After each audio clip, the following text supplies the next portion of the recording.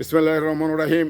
সংগ্রামী সকল ফেসবুক ভাই বোন বন্ধু, বাংলাদেশের বাইরে যে যেখান থেকেই এই ভিডিওটি দেখবেন, আমার পক্ষ থেকে সংগ্রামী সালাম, আসসালামু আলাইকুম। সংগ্রামী উপস্থিতি, আমরা এই যে যুগপৎ আন্দোলন করার কথা বলছেন কিছু রাজনৈতিক দল, তো তারা মানে ইসলামী দল ঘোষণা করে, মানে ইসলামী জোট ঘোষণা করে তারা কিন্তু আন্দোলন করবে। তো ইসলামী জোট আসলেই মানে বাংলাদেশের জন্য একটি অসাম্প্রদায়িক বাংলাদেশ, এই বাংলাদেশে ইসলামী জোট ঘোষণা করা মানে যুগপৎ আন্দোলনের জন্য এটা কতটুকু গুরুত্ব বহন করবে এটা আপনারা বিবেচনা করে দেখুন।